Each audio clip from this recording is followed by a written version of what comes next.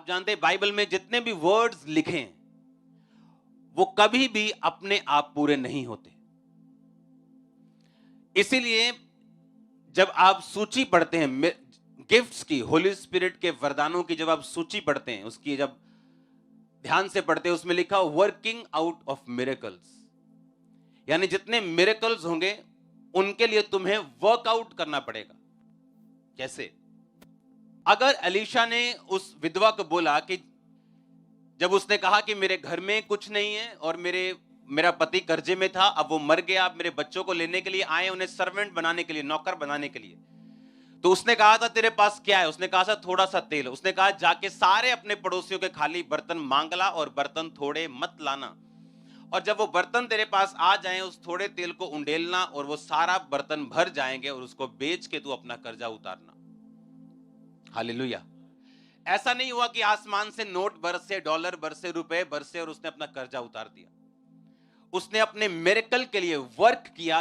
Work कौन सा? हमारे अपनी ताकत से नहीं, अपनी बुद्धि से नहीं, अपने दिमाग से नहीं, जो कुछ परमेश्वर के दास ने कहा था, जो वर्ड आया था प्रभु से, उस पे एग्जैक्ट चल के उसने अपने कर्जे से बाहर आने में, अपने बच्चों की सहायता की, उनको नौकर बनने से रोकने में। आप समझ रहे हैं मेरी बात को? आप में और आपकी ग्रेटनेस में बस इसी चीज का फर्क है। अगर आपने वर्ड को ग्रैब कर लिया, अगर आपने उस वचन को पकड़ लिया, आपको समझ आ गई रेवलेशन के साथ, जिस तरह मुझे समझ आई थी जब मेरी हीलिंग नहीं हो रही थी, मेरी डिलीवरेंस नहीं हो रही थी, मैं दुखी था, ज्यादा डिप्रेशन में था, सुसाइड करने तक पहुंच गया था मसीह में आने के बावजूद भी, और वचन मुझे मिला था, हे मेरे प्रिय भाइयों, हियाव बांधो और दृढ़ रहो, क्योंकि तुम जानते हो मसीह में किया गया मेहनत व्यर्थ नहीं है। पहला कुरिन्थियों 15 उसकी 58 आयत। और जब ये वचन मैंने पढ़ा, ये वर्ड पढ़ा, तो मुझे लगा कि परमेश्वर ने मुझसे बात की कि मैं हीलिंग तो चाहता हूं, डिलीवरेंस तो चाहता हूं, बेटर चाहता हूं अपनी लाइफ को, लेकिन मेरी मेहनत कम है। 20 मिनट की प्रेयर है, 40 मिनट की प्रेयर है, और होली स्पिरिट मुझे कह रहा है कि मैं अपनी मेहनत को बढ़ाऊं। अगर मैं मेहनत करूंगा, अगर मैं प्रेयर में बढ़ूंगा, फास्टिंग में बढ़ूंगा, तो परमेश्वर कहता है कि मुझ में किया गया परिश्रम कभी भी व्यर्थ नहीं। हीलिंग तो हुई, लेकिन उस परिश्रम के कारण आज आप यहां पर भी बैठे हो।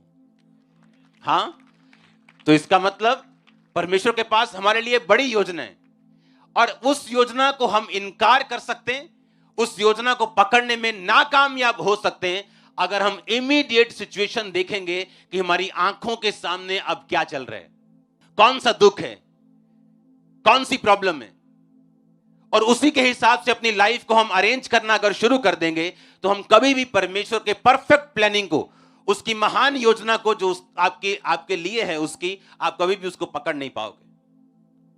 एलीशा ने कहा एलिया से कि जब तू उठा लिया जाएगा, जो आत्मा है तुम में उसका दुगना भाग मुझे क्या हो, मिल जाए। अब हमें यह समझने की जरूरत है वो कौन सा दुगना भाग था। क्या वो दुगना मसा था एलिया का? वो दुगना मसा कैसे दे सकता है? अगर मेरे पास 4-5 वरदान हैं, मैं अपने सन को 9 वरदान का इंपार्टेशन कैसे कर सकता हूं? व्यवस्था में उन्होंने लिखा है, वह यह जानकर कि अप्रिया का बेटा मेरे पौरुष का पहला फल है और जेठे का अधिकार उसी का है, उसको सारी संपत्ति में से 2 भाग देकर जेठांसी माने। परमेश्वर ने पुराने नियम में नियम ठहराया था, अगर आपके घर में जेठा बेटा है, जो बड़ा बेटा है, उसको बाकी बच्चों से दुगना भाग मिलेगा। यानी अगर आपके 4 बेटे हैं और 100 रुपए आपके पास है, 25-25 सबके हिस्से आते हैं, आते कि नहीं? कहता तुम 25-25 मत करना, तुम उस 100 रुपए के 5 हिस्से करना, यानी 20-20-20-20-20। पहले वाले को 40 दे देना और बाकी 3 को 20-20 देना। ये हुक्म था परमेश्वर का कि जो जेठा बेटा हो वो बाकियों से दुगना भाग पाए। अब अगर आप ध्यान से पढ़ें, एलीशा जो था उसके पास 50 चेले आए, एलिया के और भी चेले थे, उसका प्रोफेटिक स्कूल था उसका, जहां उसके वो साथ रहते थे, उसकी चीजों को पूरा करते थे, काम को पूरा करते थे। उन सबको मालूम था कि एलिया आज जीवित स्वर्ग पे चढ़ाए जाने वाला है, क्योंकि उस प्रोफेटिक अनॉइंटिंग के कारण जो एलिया के ऊपर थी, सब में वो मसा काम करता था। और सब एलीशा के पास आके बोलते हैं, ए तुझे पता है आज तेरा गुरु स्वर्ग पे जाने वाला है? कहते चुप करो, मुझे मालूम है। इसमें मैं कहना क्या चाहता हूं, एलीशा ने क्लेम किया कि मैं तुम्हारा बड़ा बेटा हूं।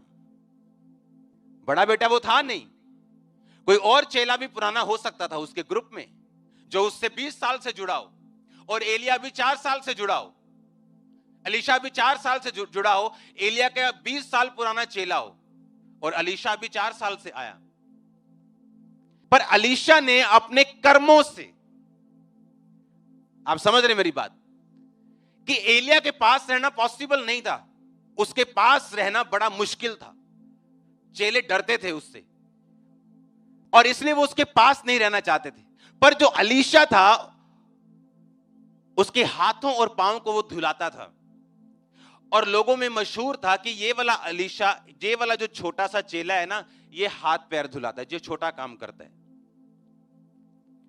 लेकिन बाकी जो चेले थे उन सबको ये नॉलेज थी, प्रोफेटिकली नॉलेज थी, कि हमारे गुरु ने, हमारे फादर ने आज स्वर्ग पे चढ़ाए जाना है।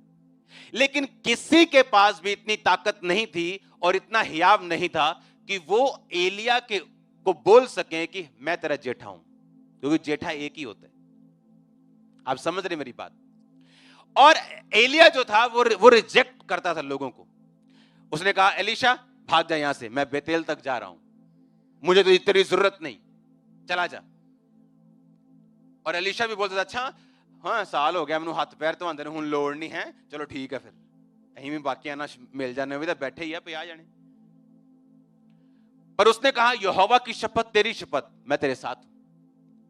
एलिया ने फिर रिजेक्ट किया, अब यहोवा मुझे यरीहो तक भेजता है, भाग जा यहां से, नहीं। अब यहोवा मुझे यरदन तक भेजता है, नहीं, मैं तेरे साथ ही हूं। अच्छा बता तुझे क्या चाहिए? उसने कहा, अब मुझे दुगना भाग चाहिए, डबल पोर्शन चाहिए मुझे, मैं जेठा होने को क्लेम करता हूं। कितने मेरी बात को समझ रहे हैं?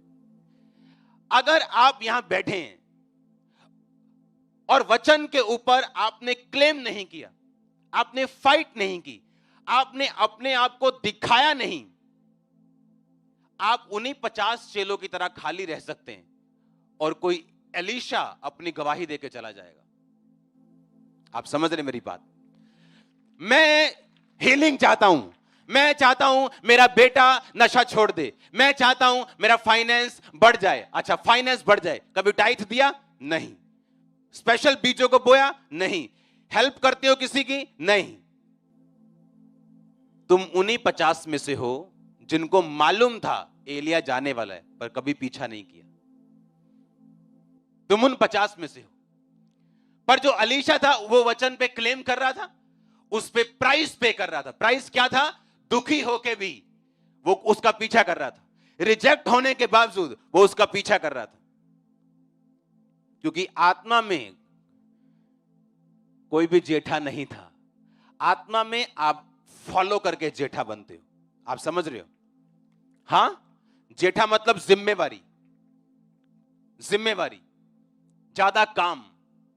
मोस्टली जो घरों के जेठे हैं उनकी कंप्लेंट होती, मेरे मम्मी डैडी छोटे से ज्यादा प्यार करते हैं। होती कि नहीं? वो क्यों? क्योंकि जेठा एक जिम्मेवारी वाला पद है जो खुदा ने उनको दिया होता है, और जेठे को पावर भी ज्यादा थी, प्रॉपर्टी भी ज्यादा थी, और जेठे के ऊपर काम भी ज्यादा थे। अगर मैं ये चाहता हूं कि मैं खुदा की निगाह में जेठा बनूं, जिम्मेवार बनूं, तो मुझे वो काम भी ज्यादा देगा, लेकिन ब्लेसिंग भी डबल देगा। अगर मैं ये चाहता हूं कि परमेश्वर मेरा हीलिंग कर दे, वो खुदाबंद मुझे ये गवाही दे दे, परमेश्वर मेरे को ये टेस्टिमनी दे दे, वो अपने आप नहीं आएगी। आपको वचन के ऊपर क्या करना पड़ेगा? जब एलिया ने एलीशा को रिजेक्ट किया और बोला, अब यहां से तेरे मेरे रास्ते अलग है, चला जा, तो एलीशा ने याद किया कि एलिया ने मेरे ऊपर चद्दर डाली थी और मुझे मेरे बिजनेस से बुला लिया था सेवा में। मेरे परमेश्वर का प्लान चेंज नहीं हुआ, मैं तेरे साथ हूं। आमीन। उसका प्लान थोड़ी चेंज हुआ, तू गुस्सा कर रहा है, लेकिन मैं छोड़ने वाला नहीं हूं। जब भी आपकी हीलिंग हो, डिलीवरेंस होनी हो, आपको परमेश्वर ने बरकत देनी हो, वो कभी भी आराम से नहीं आएगी। आपको उसके लिए एक फाइट करनी पड़ेगी। आप समझ रहे हो? फाइट करनी, आपको दिखाना पड़ेगा जो आप मांग रहे हो उसके लिए आप जेन्युइनली आप डिजायर है आपके अंदर। आप समझ रहे कि नहीं कि जो मैं मांग रहा हूं, जो हीलिंग, जो डिलीवरेंस, जो बरकत, जो फाइनेंशियली पोजीशन में मांग रहा हूं, उसके लिए मैं जेन्युइनली रेडी हूं।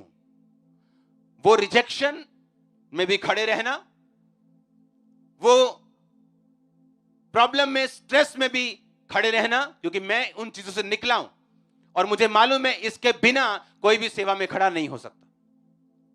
जब आप जेन्युइनली अपने नेगेटिव सर्कमस्टेंसेस में भी आप खड़े रहते हो और अपना फेथ दिखाते हैं, आप तैयार हो, फिर आपकी फ्लाइट कोई रोक नहीं सकता। मैंने कहा आपकी फ्लाइट कोई रोक नहीं सकता। आप अपने परिवार के साथ यहां बैठे होंगे यीशु मसीह के नाम में। आमीन। ऊंचा आशीष आपकी है चर्च।